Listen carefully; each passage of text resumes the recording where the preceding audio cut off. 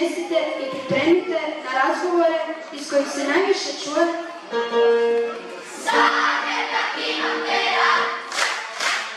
danas je dan našeg grada.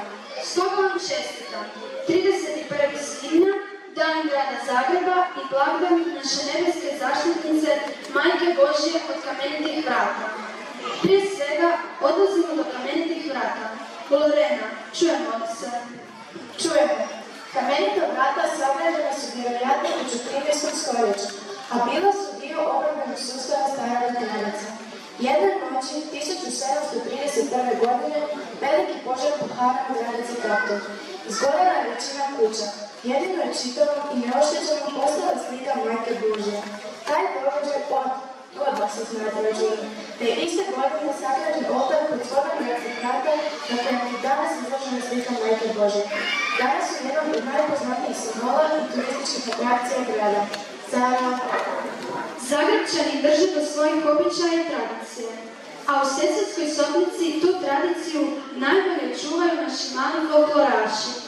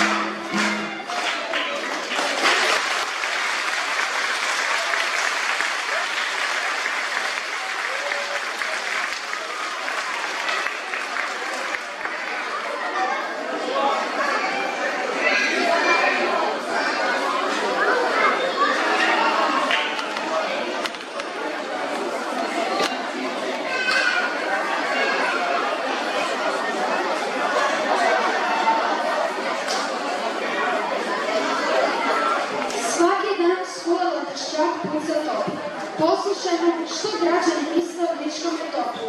S glavnog trga nam se javlja naša Sara. Izvoli, Sara. Poštovani gledatelji i gledateljice, dobar vam dan. Podne je. Nalazimo se na trgu Bana Josipa Jelačića. Svakoga dana, točno podne, pukne top iz Griča. Što o tome znaju i što o tome misle građani, slučajni prolaznici, doznaćemo uskoro.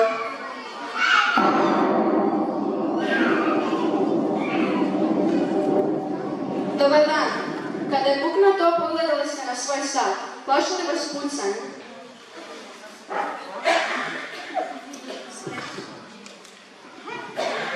Ne, gospodična, kaj bi se spašao? Ja vam to slušam od djetinjstva. Znate kako je to bilo nekad? Čim je to puknuo, znali smo da moramo doma na obe. Mi, stari zaključeni po njemu, ritamo svoje bude. Tamo se spašao, kaj bi se spašao? Tamo se samo ovi do tepenci stepavaju, kad nisu navike. Meni vam je to predrago biće. Nigde na svijetu od toga nema. Hvala vam lijepo.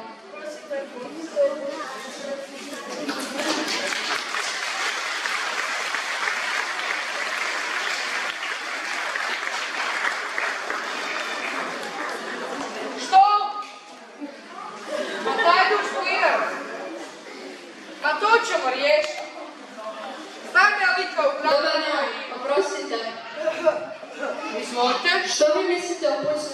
hladno. Što mislimo, kud su topao pod? Sad ste me povukli. Što mislimo, kud su topao pod? Pa što si tu ima misli? Više radite, a manje misli. Kod nas se i previše misli, a premalo radi. Znate li vi uopće gdje se top nalazi? Ajmo ga, gore u onoj kuni, bez veze plaši ljude. A to bi vam se tako lipo dao sve. Znate, ja vam imam građevinsku firmu. Znate, nego bi si krasan trgovački centar mogao gore napraviti. Mogu biti stanovi, a ispred garažati pamet stane. Ali, pa to je spomenik kulture. Pa ne živi se od kulture. Ljudi trebaju stanove, trgovine, garaže. Vidite vi koliki je ovo grad. Molim? Eto da se mene pita. Nažalost, isteklo nam je vrijeme za prilog. Zar je već isteklo? A je takva nam je emisija, znate, pomoguš.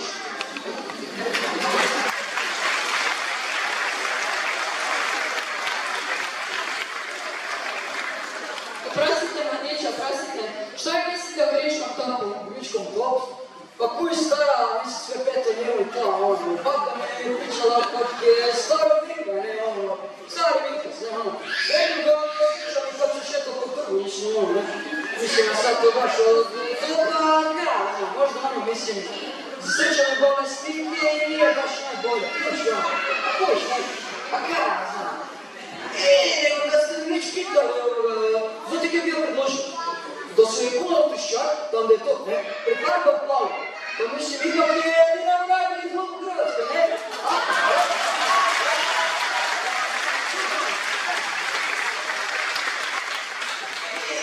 Koja je opcija bila da se tamo otvori muzej Dinama, gdje bi se moglo otvarati, gdje bi se moglo prodavati dresovi i tako dalje, čuješ ono, ne?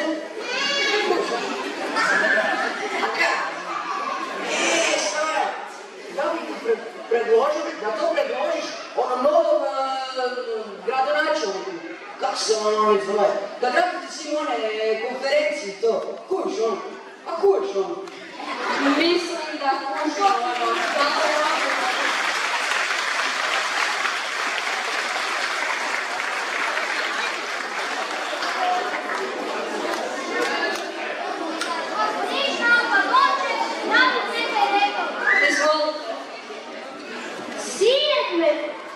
Sinek me furt straži, da pričam po našu, kak pričali nekda stari deda, onak zagrebački.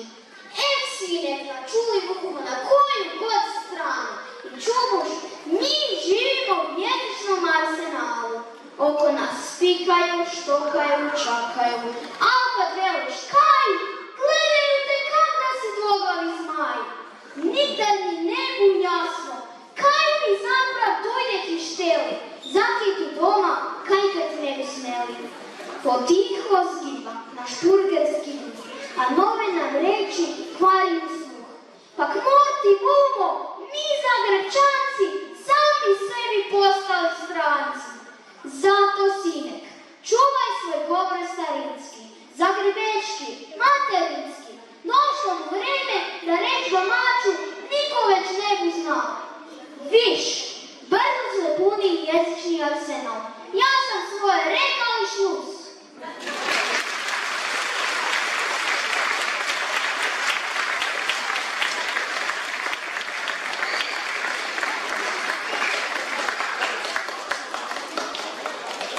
Hvala vam na vašim razmišljanjima. I to bi bilo sve od našeg javljanja sa glavnog Zagrebačkog trga. Zara!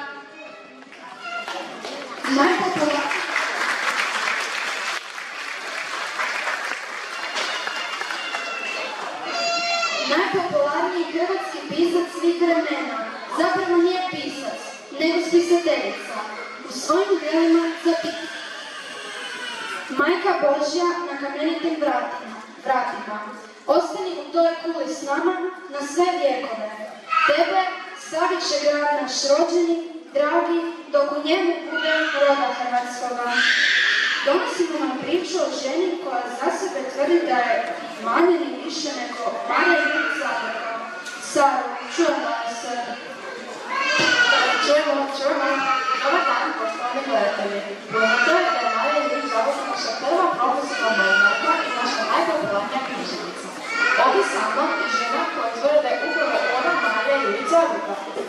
to je čudno, jer znamo da je umrla prije 65 godina. A znamo za kipu u Kalčićevoj ulici, pa onda gdje je Halina Šucobran. Ja nisam jedna od žena kao su suncobranom u Halini šeta po Zrinjevcu. Ja pišem, radim, nemam ja vremena za dokolicu. Čitate li vi ženski list? Molim? Naš prvi hrvatski ženski časopis. Ne, ja čitam samo okej. Ajme meni. Nego, ako sam tisućama žena ispala iz ruku njemačke romane i naučila ih voljeti domaću književnost, onda ću i tebi vratiti domoljubni duh.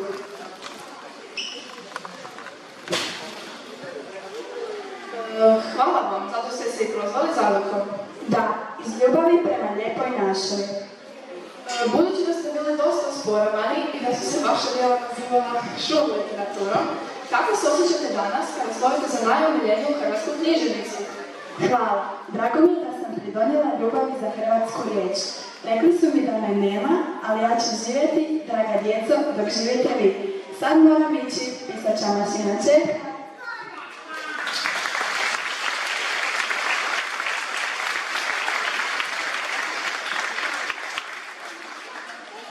Evo, sve ste čuli i vidjeli. Podsjećam, čitajte domaće, čitajte Zagorku.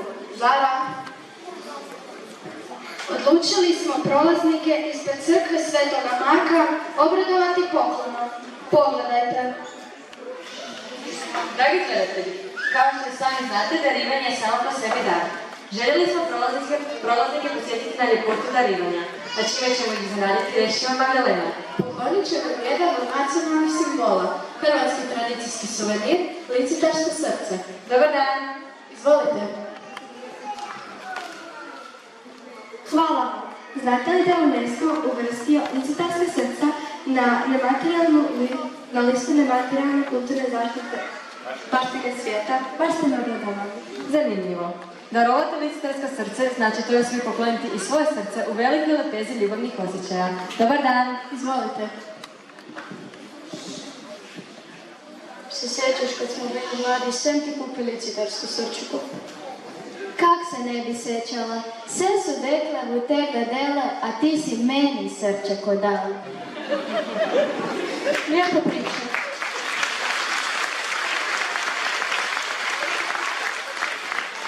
Dobar dan, djevojke! Izvolite. Ja vidim.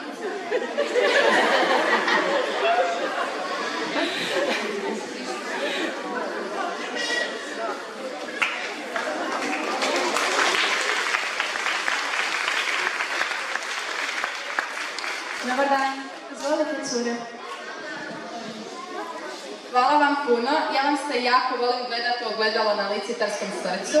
Stavim ga u sobu pa se gledam, čak ga u školu pa ne sam pa se ogledam. Joj ne, Petra.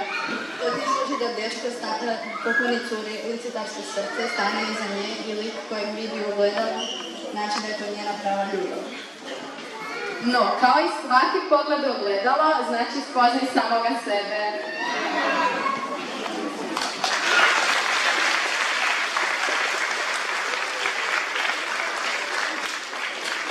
Kome bismo još mogli pokloniti licitarsko srce? A, pogledajte, ona gospođa već nosi licitarsko srce. Dobar dan, kako to da ste se odlučili za baš ovakav pritisak? Licitarsko srčeke sam odabrala zbog toga što je to tradicionalni nakit grada Zagreba i jako je simbolično, kao što smo već čuli. Svaku osobu koju sretnemo ogleda se u našem srčeku, zapravo ulazi u naše srce. Tako i naša škola. Njezina staklena fasada zapravo upija svakoga od nas prilikom našeg ulaska i boravka i zato je tako lepa. Cijele godine, vidite, bavili smo se projektom Moj Zagreb tak imam te rad i rođendan naše škole, 15. rođendan naše škole nekako smo uklopili u Dan grada Zagreba i njegovu nebesku zaštitnicu, Majku Božju od kamenitih vrata, kojom se molimo i utječemo da naša školica poživi i doživi još puno let. Hvala vam.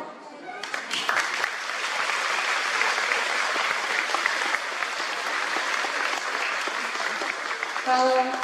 Zara?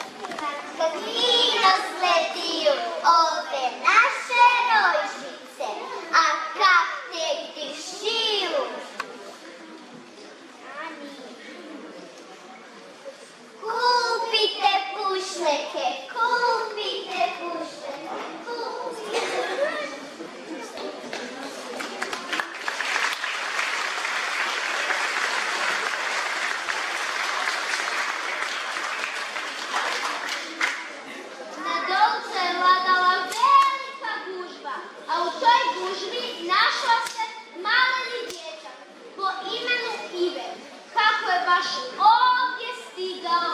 Otkriće nam on sam.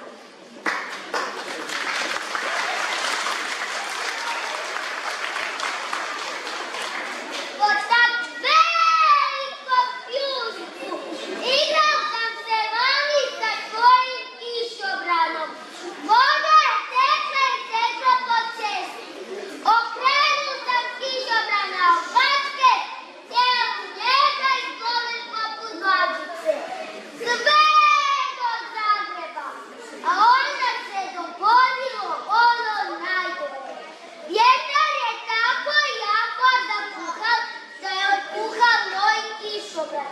I sad ga više nigdje nema. Tražio sam ga i tražio. A on kao da je u zemlju propao. Jedinstvena prilika. Prodajem šestinski kišobran.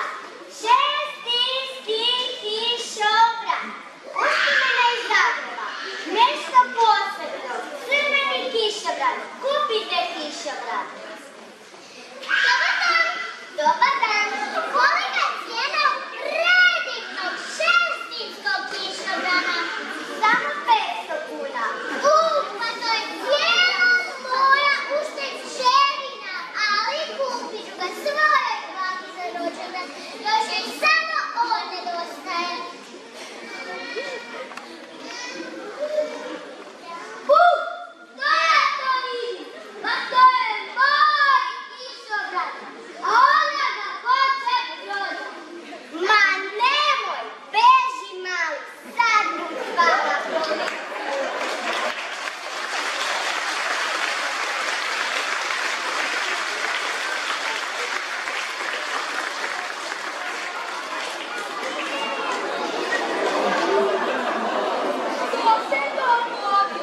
Da čujemo sve po redu.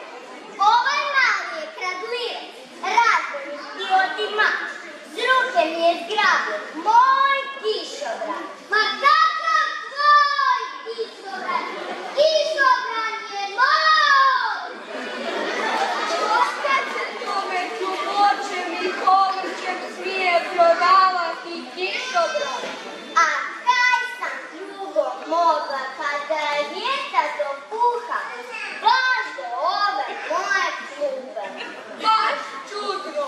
Vjetar ga je vama dopuhal i vi ga odmah hoćete prodat. Pa kaj smo zaboravili da trebamo prijaviti nađeno. Hurra! Sad sam se sjetio!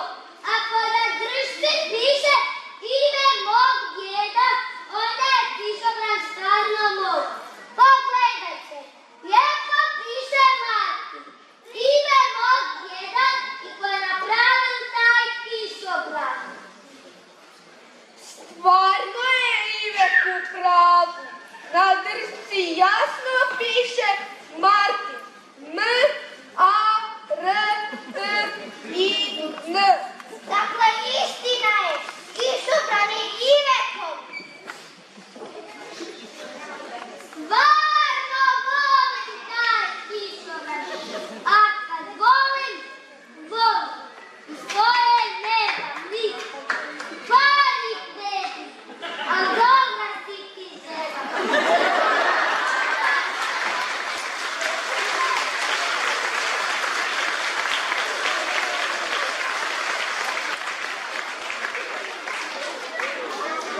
I sve sam ti oprostio. A ja sam tebi oprostil kaj si po tak velikom pljusku bil vani i kaj si tak mali došel u Zagreb ko pravi Zagrebčanin.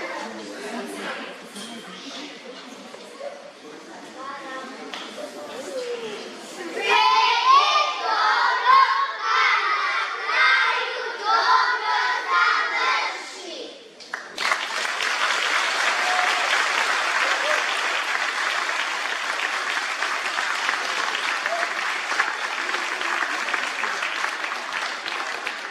Stanite, da vas sve zajedno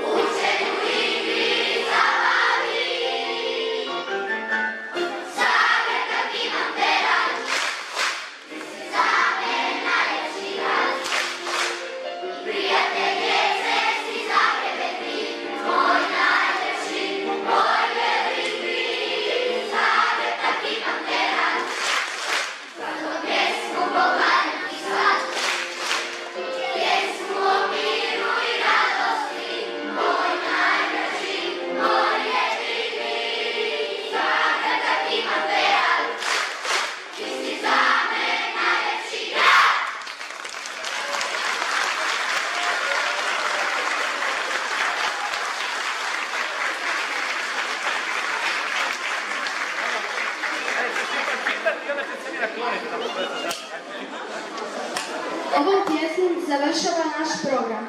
Hvala vam svima što ste došli i želim vam ugodan ostatak dana.